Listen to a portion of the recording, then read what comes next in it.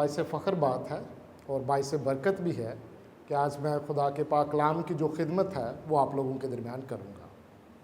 इसी के साथ है जो वो मैं डॉक्टर यूनुस जवेद साहब का, जो कि रेमा असम्बलीज़ ऑफ पाकिस्तान के चेयरमैन हैं, और डॉक्टर सरवर साहब का, जो कि रेमा बाइबल कॉलेज के प्रिंसिपल हैं, और आप सब का तहे दिल से शुक्रगुजार हूँ कि आप लोगों ने मुझे इस काबिल समझा कि मैं आप लोगों के दरमियान आ सकूँ और खुदा के कलाम की जो बरकत है वो आप लोगों के साथ बांट सकूँ।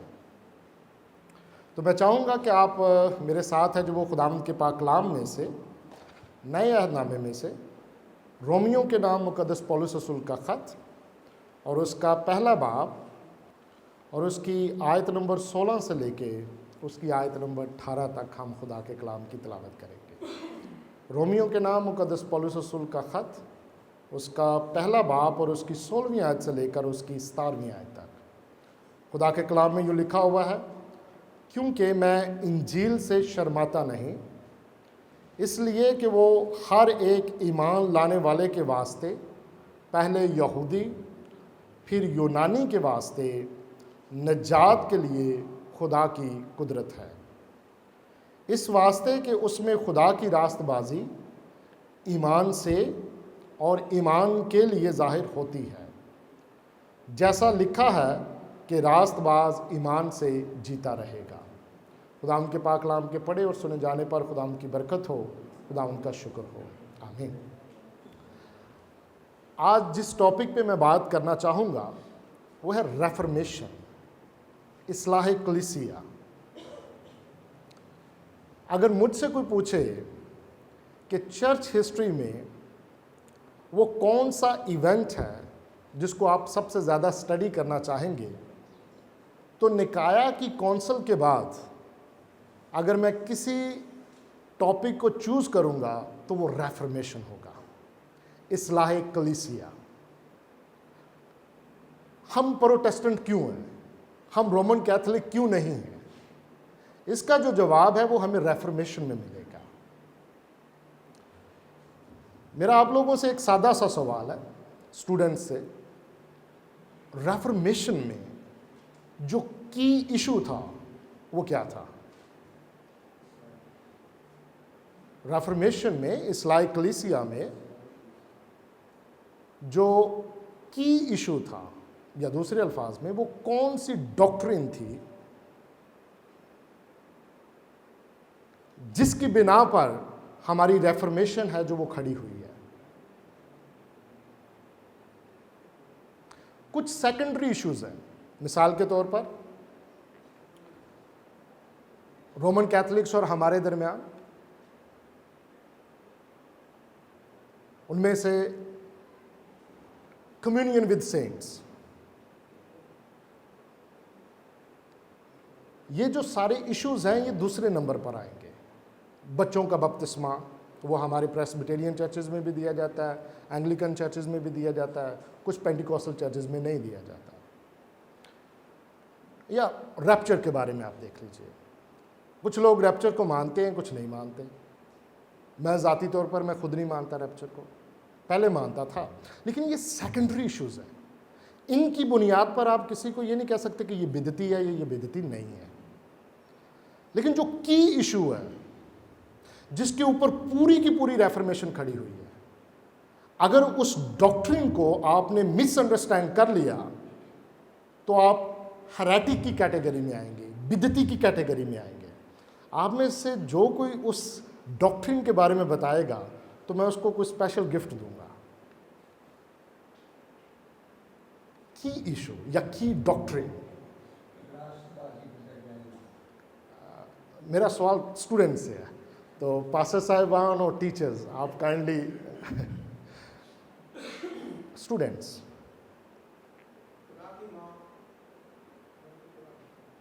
खुदा की माँ, ओके जी। कोई और? फिर मैं आप लोगों को भी मौका दूंगा, आप लोग भी मुझसे क्वेश्चन कर सकते हैं। जो की इशू था या कोई भी इवेंट होता है, हम कहते हैं इसकी कॉज क्या थी, इसकी वजह क्या थी। पाकिस्तान 1947 में बना, क्यों बना, इसकी वजह क्या थी, इशू क्या था, कॉज क्या थी, रीजन क्या थी। तो जब हम रेफर्मेशन की बात करते हैं तो वहां पर हमें सबसे पहले ये पूछना चाहिए कि मेन जो डॉक्ट्रिन थी, जो की इशू था, वो क्या था। और वो था द डॉक्ट्रिन ऑफ जस्टिफिकेशन, रास्तबाजी। और ये जो आयात मैंने आपके सामने तलावत की है, खासतौर पर आयत नंबर जो 17 है, इस वास्ते के उसमें यानी कि इंजील में खुदा की रास्तबाजी ईमान से और ईमान के लिए जाहिर होती है, जैसा लिखा है कि रास्तबाजी ईमान से जीता रहेगा। तो मैं उस पूरी जो तारीख है उसमें नहीं जाना चाहूँगा कि मार्टिन लूथर किस तरह है जो वो ये सारी चीज़ों को जानने को पहुँचा, कैसे जो उसने अपने जो वो खौफ पर है जो वो गालिब आया, कैसे है जो वो ये ट्रुथ है जो वो उस पर रिवील हुआ। तो रेफर्मेशन की जो कॉज है, जिसको हम कह सकते हैं मटीरियल कॉज, जो मटीरियल कॉज थी वो थी द डॉक्ट्रिन ऑफ जस्टिफिकेशन, रास्तबाजी। रोमन कैथोलिक चर्च के मुताबिक रास्तबाजी है, या हम कैसे रास्तबाज ठहरते हैं, वो एक अमल है, एक प्रोसेस है। आप ये नहीं कह सकते कि मैं रास्तबाज बन चुका हूं। रोमन कैथोलिक चर्च के मुताबिक रास्तबाजी का जो स्टार्टिंग पॉइंट है किसी ईमानदार की जिंदगी में, वो है द सैक्रामेंट ऑफ बैप्टिज्म। या रास्तबाजी को है जो वो कैसे उसकी लाइफ के अंदर है जो वो इन्फ्यूज किया जाता है, तो वो सैक्रामेंट ऑफ बैप्टिज्म के जरिए किया जाता है। और ये एक प्रोसेस है, ये कोई इवेंट नहीं है या कोई एक्ट नहीं है, बल्कि ये एक प्रोसेस है। फिर उसके बाद अगर आपसे कोई गुनाह हो जाता है, जो कि उन्होंने गुनाह की कैटेगरीज की हुई हैं, जिसके अंदर है जो वो मोर्टल सिन आ जाता है, वेनियल सिन आ जाता है। आपसे गुनाह होता है, तो अगर आपने मोर्टल सिन किया है जो कि उस रास्तबाजी के फजल को है जो वो किल कर सकता है, तो उसके बाद क्या है, उसके बाद है जो वो आप प्रीस्ट के पास जाएंगे, अपने गुनाहों का कन्फेस करेंगे, इकरार करेंगे। जिस तरह मैंने पहले बयान किया, ये गुनाहों का इकरार ये सेकेंडरी इश्यूज हैं, लेकिन इसके बाद जो मेन इशू आता है वो इशू है जिसको हम कहते हैं merits. You will earn some merits through penance। फिर है जो वो रास्तबाजी का जो फजल था जो कि खो चुका था गुनाह की वजह से, वो दोबारा रिस्टोर होगा। तो ये इस तरह है जो ये पूरे का पूरा प्रोसेस है। इसको कहा जाता है रास्तबाजी बजरिया अमाल।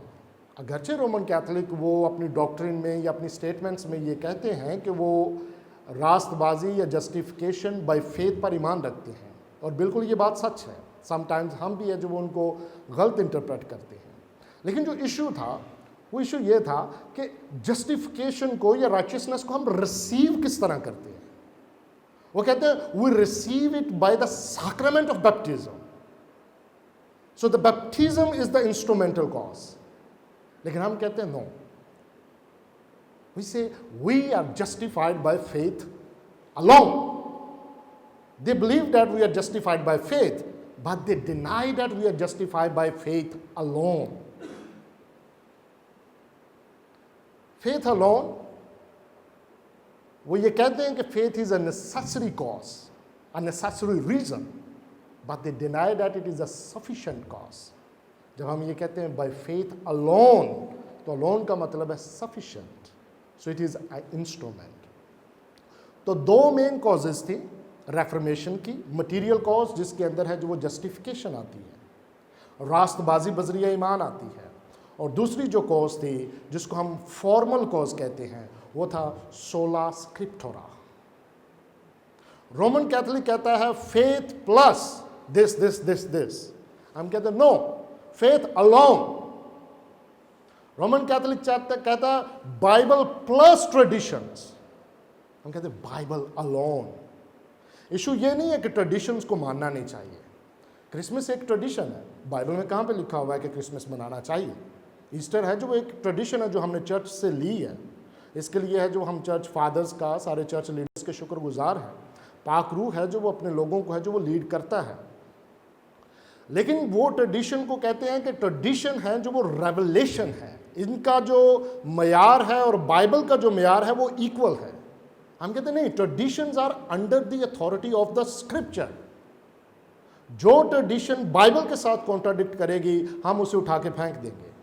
वो कहते हैं नहीं, रेवलेशन के दो सोर्सेज हैं, एक बाइबल है और एक ट्रेडिशन है। और ट्रेडिशन से मुराद उनकी वो ट्रेडिशन नहीं जो चर्च फादर से आ रही है, बल्कि वो ट्रेडिशन है जो कि पोप अनाउंस करता है। दे believe that pope is infallible. जब वो कोई डिसीजन लेता है तो उसका कोई भी डिसीजन है जो वो गलत नहीं हो सकता। So we deny it, scripture alone. So the material cause was the doctrine of justification, और जो फॉर्मल कॉज थी दैट वाज सोला स्क्रिप्टोरा, और इंस्ट्रूमेंटल कॉज मैंने आपके साथ शेयर कर दी है, बाय फेथ अलोन। तो हम रास्तबाजी के बारे में क्या ईमान रखते हैं एज अ प्रोटेस्टेंट? हम ये कहते हैं, और हमारा ये ईमान है, बल्कि बाइबल मुकद्दस में ये लिखा हुआ है, बाइबल मुकद्दस है जो वो इसकी तस्दीक करती है कि यहाँ पर जिस रास्तबाजी का जिक्र किया गया है कि इसमें खुदा की रास्तबाजी वो कोई स्टैंडर्ड नहीं है जिस पर हमने पहुँचना है, जैसा कि रोमन कैथलिक ईमान रखते हैं। वो कहते हैं कि हम अपने अमाल के ज़रिए से पहले अच्छे काम करेंगे, फिर है जो वो हम उस स्टैंडर्ड को मीट करेंगे। तो बाइबल के मुताबिक खुदा की रास्तबाजी वो स्टैंडर्ड नहीं है जो हमने मीट करना है, बल्कि खुदा की रास्तबाजी वो गिफ्ट है जो मसीह यीशु में हमें दिया जाता है। तो जब हम कहते हैं कि I am justified, I am forgiven, तो इसका मतलब क्या है? इसका मतलब है मेरा जो गुनाह था वो मसीह पर मंसूब किया गया, और मसीह की जो रास्तबाजी थी वो मुझ पर मंसूब की गई। रोमन कैथलिक कहता है कि रास्तबाजी है जो वो इन्फ्यूज की जाती है, इंजेक्ट की जाती है। हम कहते हैं इंजेक्ट नहीं की जाती, इन्फ्यूज नहीं की जाती, इम्प्यूट की जाती है। ये मेरी अपनी नहीं है, ये वो रास्तबाजी नहीं है जो मैंने अर्न की है, बल्कि ये वो रास्तबाजी है जो मेरी नहीं है लेकिन मुझे दी गई है, मुझे इम्प्यूट की गई है। सलीब पर जब खुदा ने मसीह की तरफ देखा तो मसीह में हमको देखा, और जब वो हमको देखता है तो हम में वो अपने बेटे मसीह को देखता है। मेरा गुनाह मसीह पर ला दिया गया और मसीह की रास्तबाजी मुझे दे दी गई। तो ये जो वर्ड था इम्प्यूट एंड इन्फ्यूज, ये आज भी है जो वो डिबेट का इशू है। रोमन कैथलिक आज भी है जो वो इसी चीज पर ईमान रखता है, और ये वो डॉक्ट्रिन है, की डॉक्ट्रिन है, जिसके बारे में जॉन कैल्विन ने कहा है कि इस डॉक्ट्रिन की बुनियाद पर चर्च या तो गिरेगा या कायम रहेगा। जिस चर्च में आप देखेंगे कि there is a compromise on this doctrine, that is a synagogue of devil, that is not the church.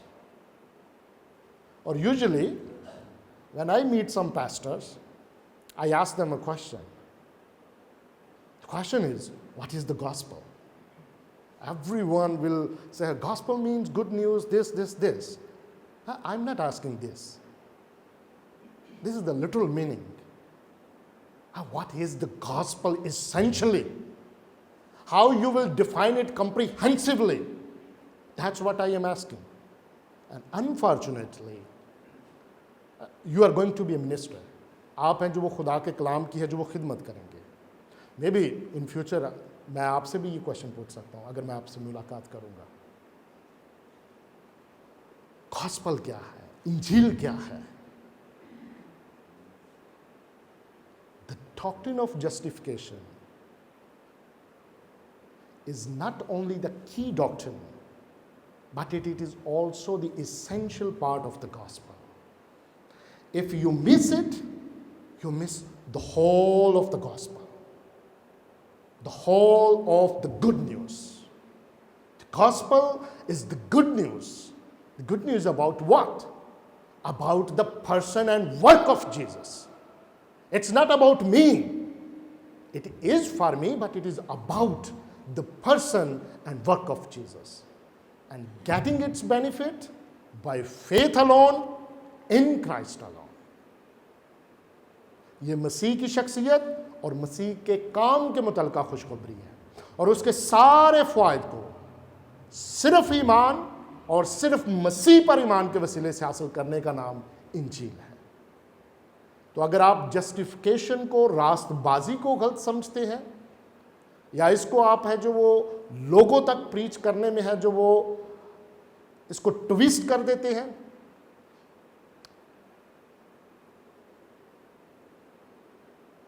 you will come under the category of heretic.